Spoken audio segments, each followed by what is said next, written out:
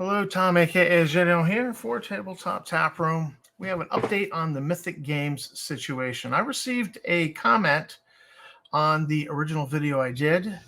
My guy named Philip. Philip offered to send me some screenshots. Just want to say, Philip, if you sent them to the email that is attached to YouTube, I don't believe I got them. The apparently I don't have access to this email. Something that we've become aware of here recently, and we're trying to rectify. So if you want to resend those screenshots, I'd love to get them. You can contact me through Facebook. It seems to me like most people who have a YouTube account usually have a Facebook account as well. So I hope I'm not inconveniencing you there. But yeah, use the message feature through Facebook. I'm Thomas Verrault, Verreault, and you can do that. You'll recognize my face on the avatar. So I would love to have that. I want to cover the video, and then we'll go to the update on the Kickstarter from Mythic Games. So there's some points here I'd like to reiterate. And so this was on the video released. Philip Malarich. And Philip, thank you for the comment. I really appreciate it. So I can't help but weigh in here. I am an ancestral pledge backer, and there has been a lot of bad information going around about this, and it seems like seems to be some language issues. Is it possible bad information? I went back and looked at the original reporting. Maybe. And language issues, yes, maybe. I totally get that. But I'm sure there's been a splash of malice. And I just want to say, I can't assign malice to the original reporting on this. Unless the original reporter comes out with and says, yes, my motive was. I don't live inside the guy's head, so I don't know what his motive was unless he gives us solid clues what his motive was. So I can't assign malice there, and I don't think that Philip was implying that I had any malice. And so just for the record, I want to state no malice on my part. Now, reading his comment here, the situation is not pay more for shipping or you don't get your game. Well, it kind of is, but if you requested an English copy and can help out, well, we'll get yours ASAP. This sounds like the company's excuses coming through him. If you wanted an English copy and can help out, we'll get yours out ASAP. If you can't, then we'll get them out as quickly as we can as opportunities do so appear. Other localizations, what have you, come later and will be handled when that occurs. And I suspect, as much as a shit show as this has been, it'll be handled, quote, differently. Okay, that sounds like the company's excuse coming through him. And if the statement was, if they were saying English copy, you need to contribute, that's mismanagement on their part. I shouldn't have to contribute to get an English copy. Don't get me wrong, I'm not happy about shelling out $69. I'm not defending Mythic. Actually, you are, but you're going to fall on one of two sides of that fulcrum: defending them or criticizing them. And then the pandemic's brought up here. Well, there's a pandemic. All right, let me address that. Pandemic's old news. It's now endemic. People who are going to get immunized got immunized. People who got sick who didn't get immunized and got sick and got better, have some immunity. COVID is endemic. Like the influenza / they called it the Spanish flu became endemic. It's part of the landscape. We are going to live with it. Booster immunizations are going to just be part of the landscape. People are like, oh, boosters. Look, what do you think you were getting every year when you got your flu shot? They didn't call it a booster. They just called it a flu shot. Okay. Every year you got your flu shot, so you didn't get sick, right? Well, guess what? Now it's going to be you get your flu shot, you get your COVID shot. If you don't want to get your COVID shot, you roll the dice. That's up to you. But that's the landscape we live in. It's endemic. It's no longer a pandemic. But I digress. Actually, you have more traction with me citing the war in Ukraine, disrupting the global environment. But so those are excuses. Then there's a statement here. People are assigning malice to what seems to be more likely misfortune and translation complications. Well, that's putting a nice face on it, a nice spin on it. It's misfortune. Well, and then that's the company spin. And then we're going to come down to, and of course, the obligatory, no one bought anything. That's not how crowdfunding works. Just like if you donate to your local NPR station, you didn't buy the mug or tote that they give you. Well, you kind of did, but I know that's not how it works. So crowdfunding, did you buy or did you invest? You invested. Crowdfunding is the democratization of investing. In the old days, investors were people with deep pockets, $40,000, $50,000, $100,000, $1 million. Somebody pitched a thing, they liked it, they says, I'll invest. And they expected a return on investment. And if they didn't get the return on investment, they had a civil recourse. I mean, they could go to an uncivil recourse. We don't condone that. We don't condone getting a gun and going, where's my money? But there's a civil recourse. And somebody with deep pockets doesn't get their return on investment, they could sue.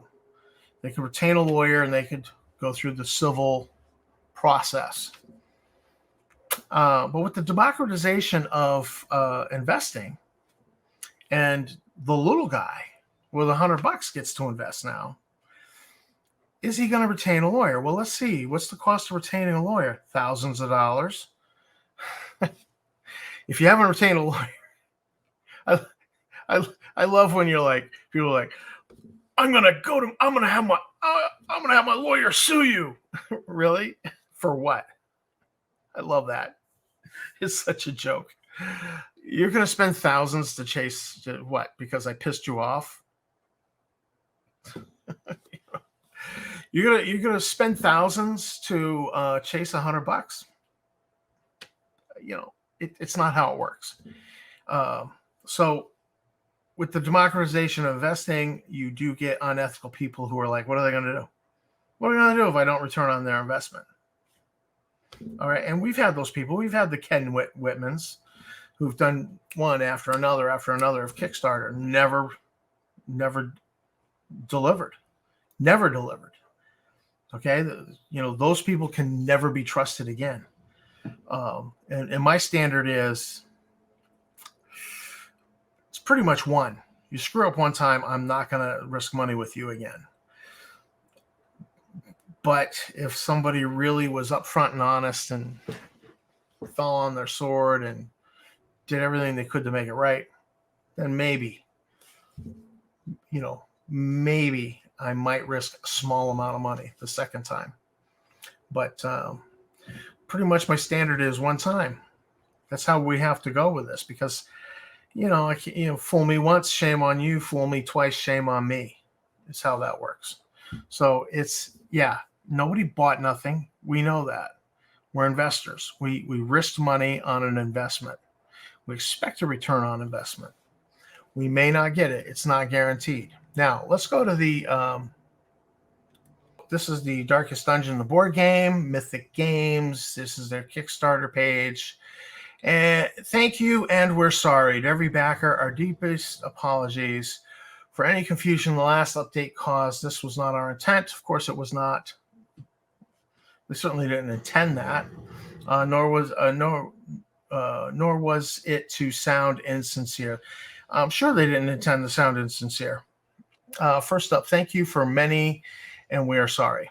The entire Mythic Games team wants to thank you for those of you who have been able to contribute. We thank you. I love how it's a contribution. Contribution is something I do at church. I contribute. Nobody holds a gun to my head at church. I wouldn't go to that church. You know, I mean, maybe that would work. Just hold the gun to people's heads. You're going to put something in the collection basket? I'm sorry. Weird sense of humor this morning. No coffee yet. So thank you for your contribution. That is a nice word for it. We thank you for those who have helped. Thanks for helping out. Others or arranged game swaps, we thank you. We sincerely understand the stress and anger we engendered. It was a difficult decision. We had no other option but to take. We're very aware of the challenging and overall financial situation for everyone. So, they're doing a nod to, we get it. Everybody's in a hard. It was tough for us too. So far, more than 50% of you have made your contribution. I love that wording, which is great news. Again, thank you so for your. I think they meant so for your darkest dungeon pledges. We are going ahead and filling containers, and we'll load them on the first ship we have booked. For those who have contributed, your first wave products are scheduled to leave China around the 15th of August. And so we anticipate your game should be delivered in September. Contributions continue to be made daily, and we will continue to load those products into the containers until the very last minute. So only people who cough up more money are getting their products. That's what that is. Those who cough up more money will get their products. Secondly, the first shipments. We have some good news for those who reached out about the August 1st deadline, given that our booked containers aren't leaving port until the 15th. We have extended the date for those that contribute to be on the first containers to August 7th. This will not impact the departure date of the containers, as we will send all backers info to the factory to those who have contributed August 1st, and this will get our factories moving and help prevent further delays. So here's my question. They're sending the backers info to the factory. Does that mean the factory's producing the game at that point and then putting it on the container? So it sounds like that's what it sounds like, that we will get the factory moving and then put it on the container.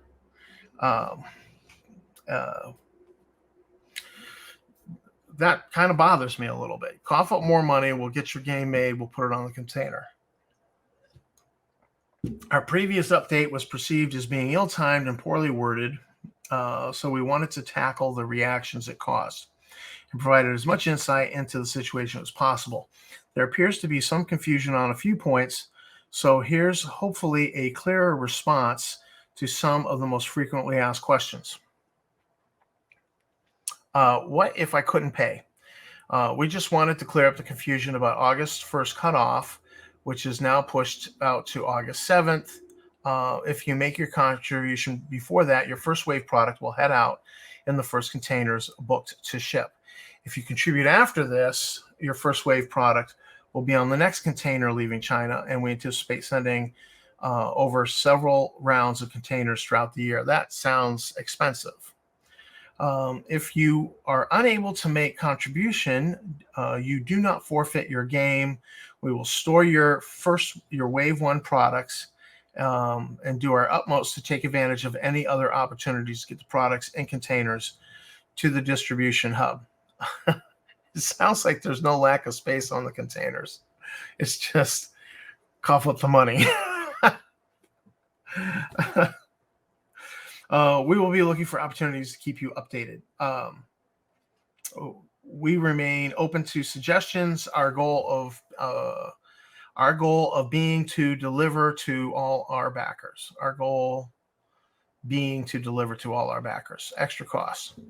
So here's the rub. There's been some confusion about the overall nature of the additional costs. The additional costs are due to a large part to the increase in first mile logistics cost, including containers, but also cost increases in raw materials, oil, and the last mile shipping, i.e. the cost of shipping from the hubs to your mailbox.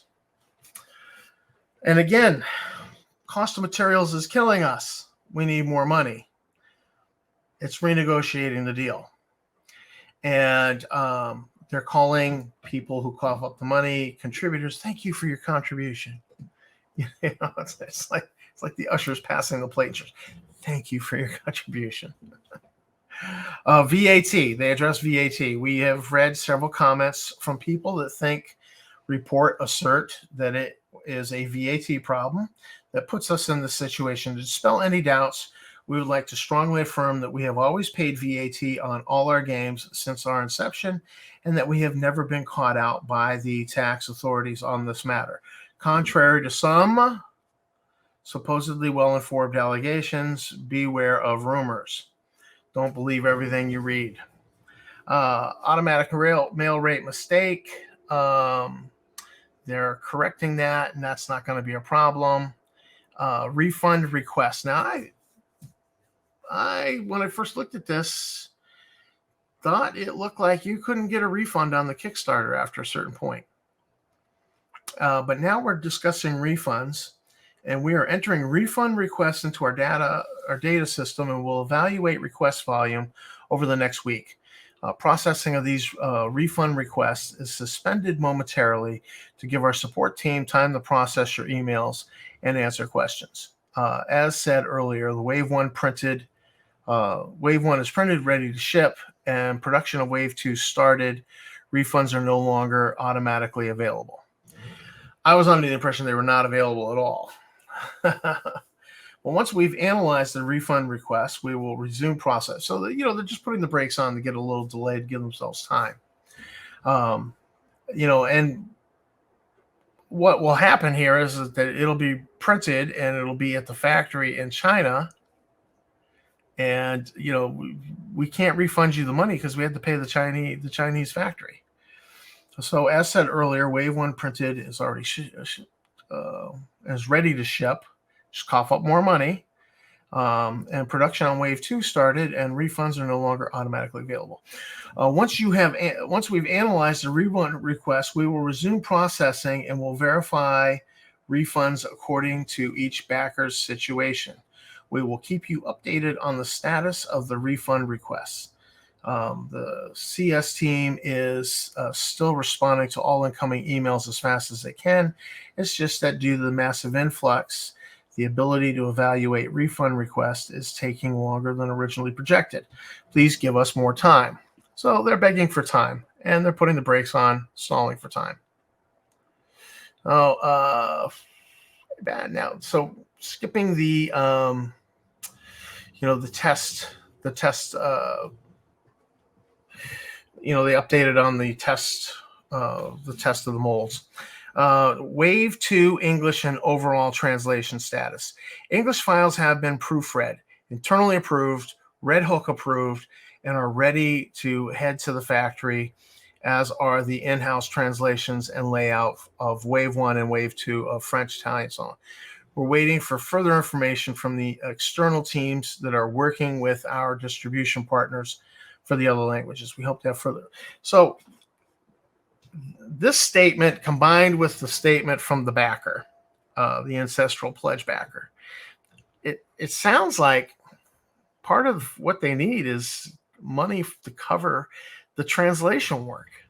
I don't know. I mean, it's not clear from this statement, but the statement from the backer just makes me a little bit, that, if you're waiting on an English, and you can help. Help is not translating, editing, proofreading. That's not what help is. Help is the money, the cha-ching. So the thing here is that they're still complaining about the cost of materials.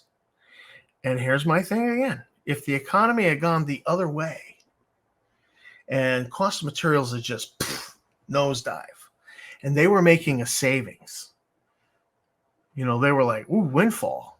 Cost, we're saving 50% on the cost of materials. That's money in our pocket. They're not giving that money back to the backers. That's money in their pocket. That's how that works. Okay.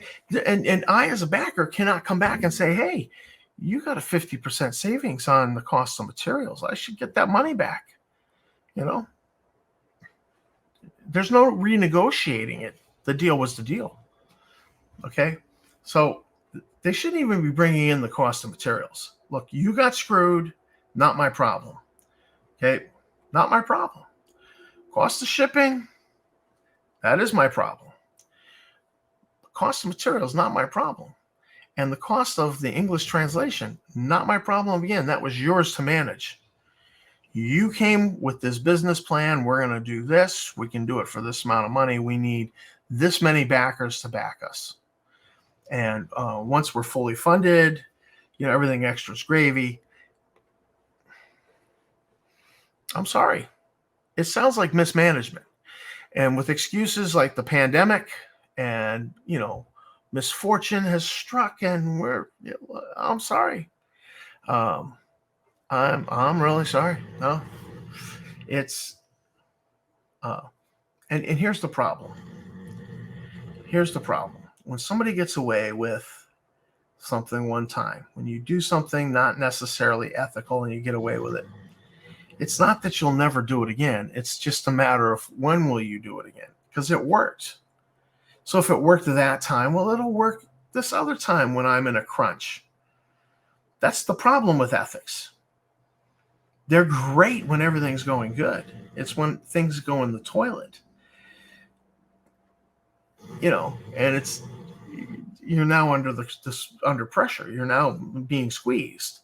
That's when ethics matter. Not when everything's going good, when there's no pandemic, there's, no supply chain problem, there's, no war in Ukraine.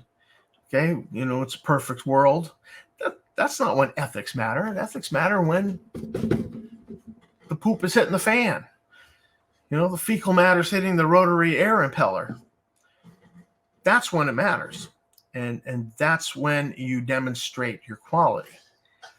So, my God, the microphone's got to be picking up the dog snoring. I apologize. I apologize. I just realized in the background, I'm hearing the snores. The microphone, it must be picking it up. So I apologize for that. So, we have a very big dog. He snores loud. Sorry.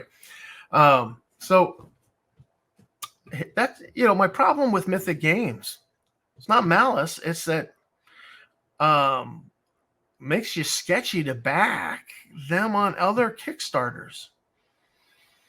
That they've not managed well. They've gotten hammered, and now let's pass the hammering on to the customer. And on a shipping,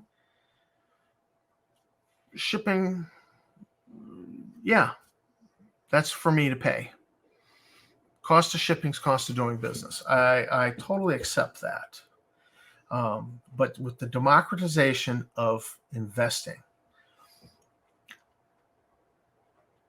things are changing and people are getting away with things because they're like, what are they going to do? They're over a barrel. What are they going to do? You either cough up $69 or you lose the $300 that you did invest. Your game's going to sit. They're going to store it as long as possible at a factory in China. As long as possible, or until you contribute.